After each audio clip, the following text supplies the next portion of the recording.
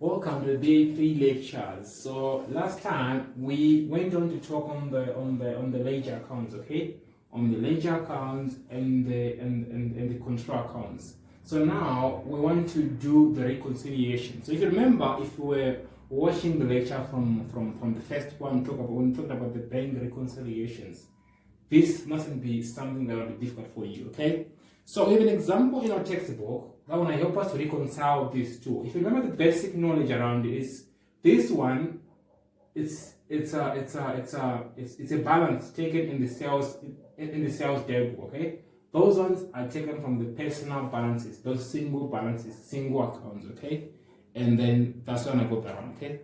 So if you look at our textbook here, it says that KP maintained the sales ledger control account. At 31 March 20 times 1, the balance on the control account was calculated as being 128,545. So on the control account, it's 128,545.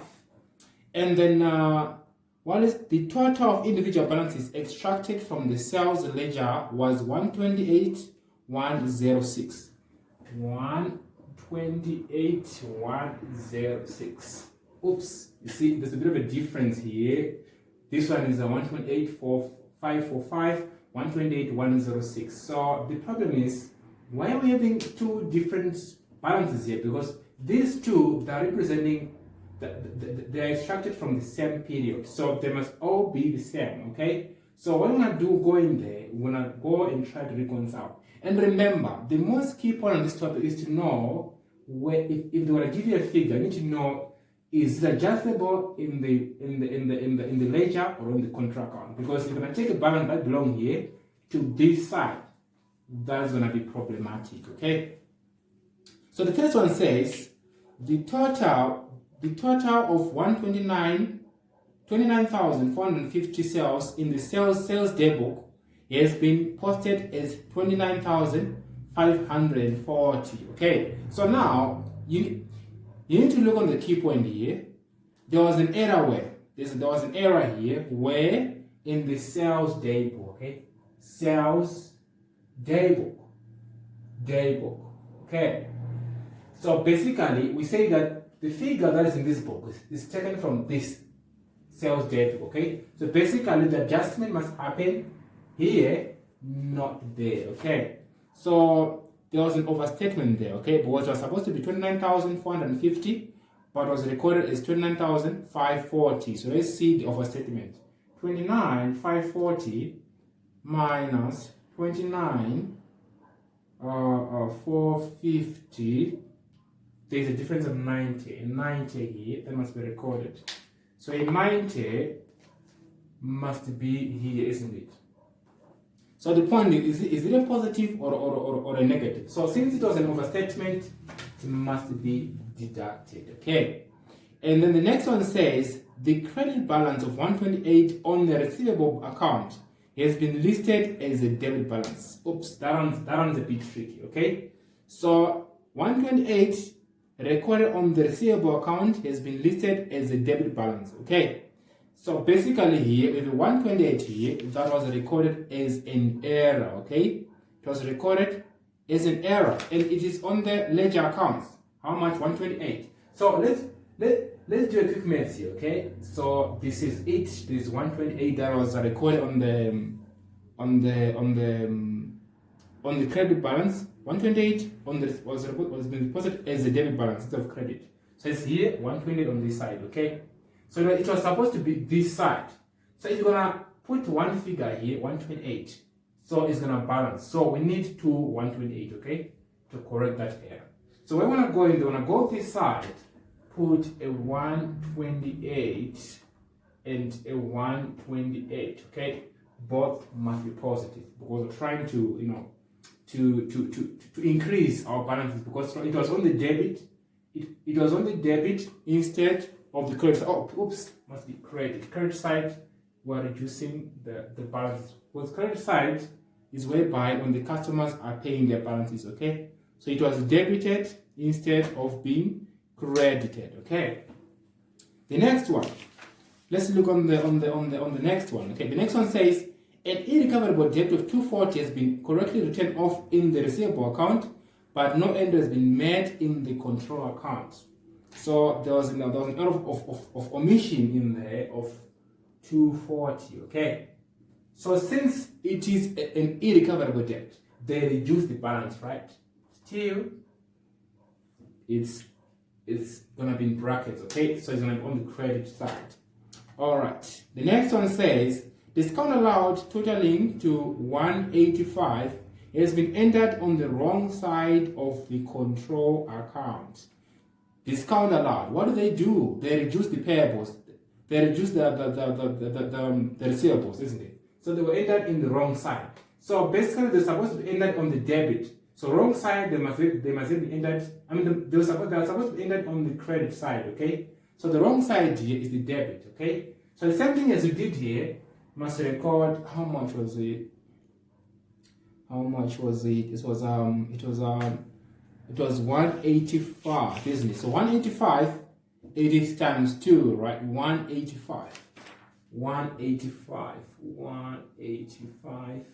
and another 185, isn't it? So this balance here has been entered on the wrong side, isn't it? So it needs to be corrected and entered on the right side, okay? Because remember, anything that will reduce the balance must be on the credit side, so it must be debited, okay? So I'm correcting that error. And then the next one, a credit balance of 95 in the purchase ledger has been set off against the same person's balance in the sales ledger, but no entry has been made in the control account. Credit balance of 95 in the purchase ledger had been set off against the same person, but no entries has been made in the control account, isn't it? So basically what we're gonna go in there and do is, there is a 95 here, okay? That is supposed to be reduced.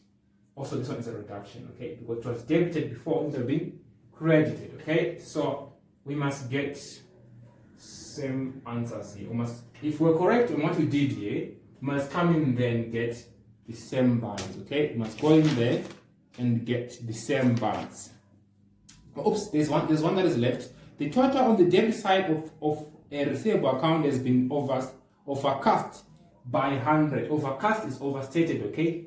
So we must go in there and write 100 still in brackets, okay? Because it was overstated. So how do you correct it? It must be, it must be subtracted. So let's try to do the calculations.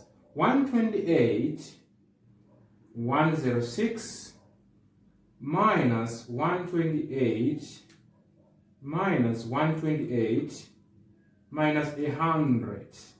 What do you get? You get a 127,750. Okay, that is your ledger account. Okay, it's now reconciled. So now we have got the balance on the total balances on the ledger account is reconciled.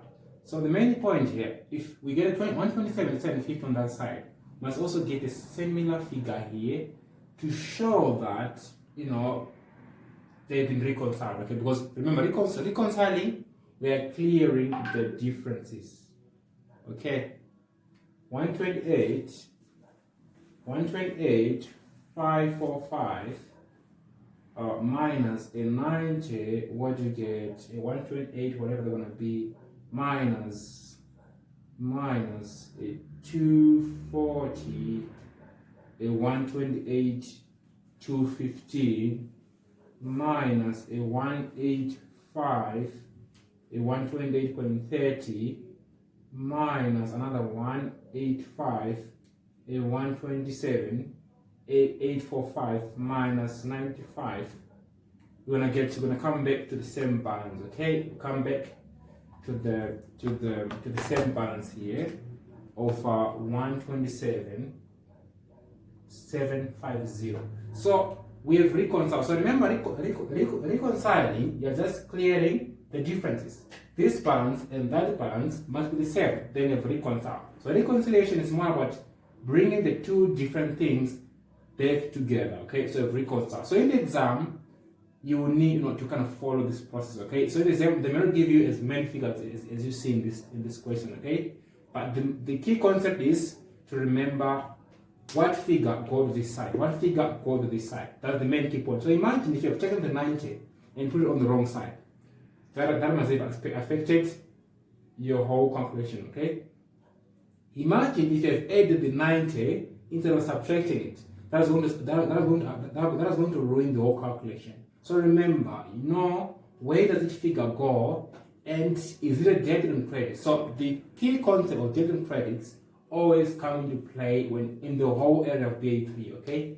Always come into play. So this is the end of the topic of reconciliations. So see you in the next lecture.